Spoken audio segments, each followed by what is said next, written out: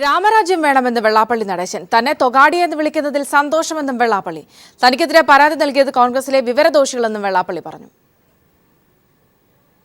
എന്നെ ഏറ്റവും വലിയ വർഗീയവാദിയാക്കി തൊഗാഡിയാക്കി. തൊഗാഡിയ ഈ വാദം പറയുന്ന പലരെക്കാളും മാന്യനാണ്.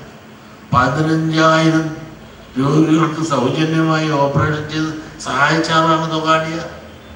ആ തൊഗാഡിയാണെന്ന് വരെ പറയുമ്പോൾ എനിക്ക് സന്തോഷമേ ഉള്ളൂ. ഒരു ക്രിസ്ത്യാനിയും മുസ്ലിമും കേസെടുക്കണമെന്ന് പറഞ്ഞുകൊണ്ട് എനിക്കെതിരെ പെറ്റീഷൻ കൊടുത്തില്ല.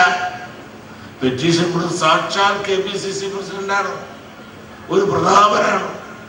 ഇവർ രണ്ടുപേരും ഈ രാജ്യത്ത് കോൺഗ്രസിനെ പറ്റി ഒരു അതപ്പ് തന്നെ കൊള്ളാവുന്ന ആരെങ്കിലും പാടില്ല കൊണ്ട് പെറ്റീഷൻ കൊടുക്കാൻ പാടില്ല. ഈ സൈസ് വിവരദോഷികളെ കൊണ്ട് ആണ് പെറ്റീഷൻ കൊടുക്കേണ്ടി വന്ന ഒരു ഗതികേട് കോൺഗ്രസിന് വരെ വന്നു. നാളെ നക്സലിസവും മാവോയിസവും ഇവിടെ വരാതിരിക്കണമെങ്കിൽ ഉള്ളവർ കുറെ എല്ലാം കൈവിട്ടു കൊടുക്കണം. ഇന്നെല്ലാം നാളെ അപകടങ്ങൾ ഉണ്ടാകും.